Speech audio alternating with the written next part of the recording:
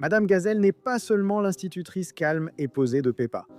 C'est l'une des figures les plus mystérieuses de toute la série. Et quand toutes les preuves sont mises côte à côte, il devient très difficile de la voir comme un personnage normal. En fait, les indices suggèrent fortement que Madame Gazelle pourrait être quelque chose de bien plus ancien, bien plus étrange et bien plus surnaturel que ce que la série admet ouvertement. Tout cela a commencé avec un clip musical sur le thème d'Halloween intitulé Madame Gazelle avait un château, où Peppa et ses amis célèbrent la saison effrayante. Lors d'une scène où Peppa rend visite à Madame Gazelle, il y a un miroir clairement visible à l'arrière-plan. Le reflet de Peppa apparaît exactement comme prévu, mais celui de Madame Gazelle est complètement absent, même si elle se tient juste devant le miroir. Ce qui trouble surtout, ce n'est pas seulement l'absence de reflet, mais aussi les réactions face à cela. Peppa semble surprise lorsqu'elle le remarque, tandis que Madame Gazelle ne réagit pas du tout.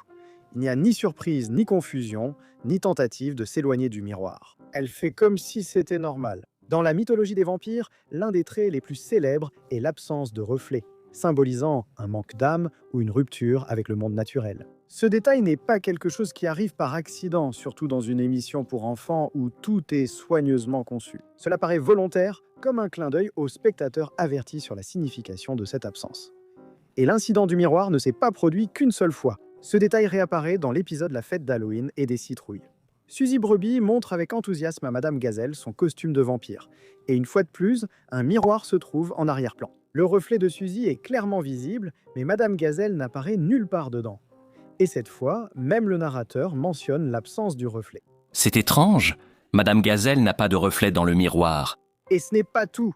Quand Suzy dit qu'elle est déguisée en vampire, Madame Gazelle dit étrangement que cela lui rappelle son pays d'origine. Ah, un vampire! Cela me rappelle mon pays d'origine. Cette simple phrase ouvre la porte à d'innombrables questions. Quel genre de pays évoque des souvenirs de vampires?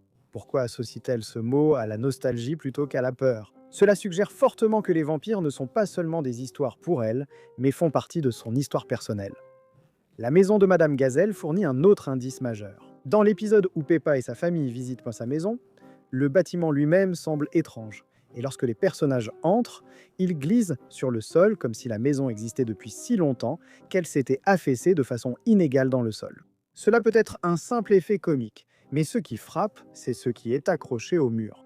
Une photographie en noir et blanc montre une silhouette que l'on pense être Monsieur Gazelle, le mari de Madame Gazelle. Le style de la photo suggère immédiatement qu'elle a été prise il y a très longtemps. La photographie en noir et blanc à elle seule l'a fait remonter à plusieurs décennies.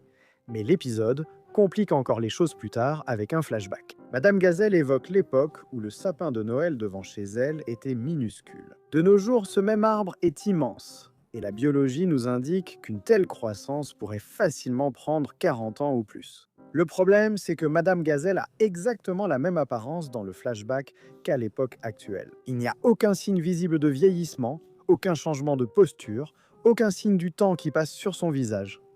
Son mari, cependant, n'est plus là. Cela crée une implication troublante.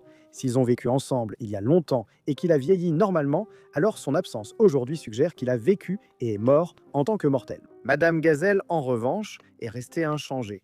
Cela correspond parfaitement à l'idée d'immortalité, l'un des traits caractéristiques des vampires. Elle a survécu à son partenaire, non pas de quelques années, mais de plusieurs décennies, voire de plusieurs siècles. Ses commentaires sur les chauves-souris ajoutent encore une autre dimension. Plus tard dans l'épisode, quand des chauves-souris sont trouvées dans l'arbre près de chez elle, Madame Gazelle dit qu'elle lui rappelle de son pays d'origine. Ah, mes amis, les chauves-souris. Elles me rappellent mon pays d'origine. Les chauves-souris sont l'un des symboles les plus universellement reconnus associés aux vampires. Le fait qu'elle en parle avec familiarité plutôt qu'avec peur suggère un lien profond et personnel. On a moins l'impression qu'elle parle d'animaux et plus qu'elle se remémore un lieu ou une époque qui ne sont plus accessibles. L'âge est l'un des piliers les plus solides de la théorie du vampire. Et l'âge de Madame Gazelle défie à plusieurs reprises la logique. Dans l'épisode L'étoile de la classe, les téléspectateurs voient un flashback lorsque Maman Pig et Papa Pig étaient enfants. Madame Gazelle est leur enseignante dans ce flashback, tout comme elle est la maîtresse de Peppa aujourd'hui. La différence visuelle entre son passé et son présent est presque inexistante. Comparez cela à Papy Pig ou Papy Chien qui affichent des signes évidents de vieillissement comme des cheveux blancs et des changements physiques. Madame Gazelle, elle, n'en présente pas. Elle a enseigné à au moins 2 générations d'enfants, peut-être plus, et pourtant elle reste figée dans le temps. Les vampires sont souvent décrits dans le folklore comme figés à jamais, dans une apparence unique, tandis que le monde évolue autour d'eux. Ces capacités physiques la distinguent encore plus des personnages ordinaires. Dans l'épisode La batte et la balle, Madame Gazelle se joint aux enfants pour un jeu et frappe la balle avec une telle force qu'elle traverse le toit de l'école. C'est fait pour être drôle, mais quand on y réfléchit, cela n'a aucun sens. Elle est présentée comme âgée, pourtant elle montre une force qui dépasse celle de tous les autres adultes de la série. La force surhumaine est un autre trait classique des vampires, et elle apparaît ici sans explication ni conséquence, comme si la série s'attendait à ce que les spectateurs l'acceptent simplement. L'épisode Le Soleil, la mer et la neige est peut-être la preuve la plus convaincante de toutes. La ville part en excursion à la plage pour découvrir que tout est recouvert de neige. Chaque personnage réagit exactement comme on pourrait s'y attendre. Ils grelottent, se plaignent et évitent l'eau glacée. Mais Maman Pig touche à peine la mer avant de reculer, choquée par le froid. Madame Gazelle, cependant, plonge directement. Elle nage calmement, détendue, et commente même à quel point l'eau est agréable. Il n'y a aucune hésitation, aucun signe d'inconfort et aucune réaction qui laisse penser que la température l'affecte. Les vampires sont souvent décrits comme étant à sang froid, ou du moins insensibles aux températures extrêmes. Voir Madame Gazelle évoluer dans l'eau glacée comme par une chaude journée d'été illustre parfaitement cela, et la distingue des autres personnages à l'écran. Ses habitudes nocturnes ajoutent un autre détail troublant. Dans l'épisode où Peppa est choisie pour s'occuper des cochons d'Inde de Madame Gazelle, les instructions de soins choquent Maman Pig et Papa Pig. La liste inclut le brossage des cochons d'Inde au milieu de la nuit. Ce n'est pas présenté comme une tâche exceptionnelle, mais comme une exigence régulière. Pour la plupart des gens, se réveiller au milieu de la nuit pour toiletter des animaux de compagnie serait absurde. Mais pour un être nocturne, ce serait tout à fait normal. Les vampires sont des créatures nocturnes actives quand les autres dorment. Ce détail renforce discrètement l'idée que Madame Gazelle ne suit pas les mêmes rythmes de sommeil que tout le monde.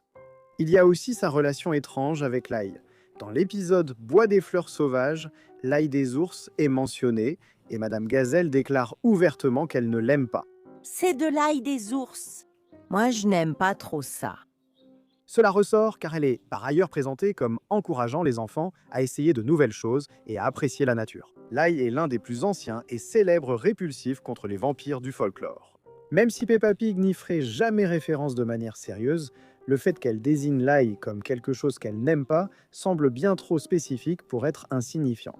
Certains spectateurs affirment que Madame Gazelle n'est pas un vampire car elle sort le jour, mais cela suppose que tous les vampires obéissent aux mêmes règles. De nombreuses interprétations modernes des vampires évoquent leur évolution, leur adaptation ou des protections leur permettant de survivre à la lumière du soleil. Madame Gazelle pourrait être un vampire ancien et puissant, sachant vivre dans le monde moderne sans attirer l'attention. Son comportement calme, son absence de peur et son contrôle total sur son environnement suggèrent quelqu'un qui a eu des siècles pour s'adapter et affiner son existence. Pris séparément, ces détails peuvent paraître être des blagues, des coïncidences ou des gags en arrière-plan. Mais lorsqu'ils sont réunis, ils forment un tableau étonnamment cohérent. Un personnage sans reflet, un passé inexpliqué, une apparence sans âge, une force surnaturelle, une immunité au froid, des habitudes nocturnes, une aversion pour l'ail et des liens nostalgiques avec les chauves-souris. Et une patrie ancestrale.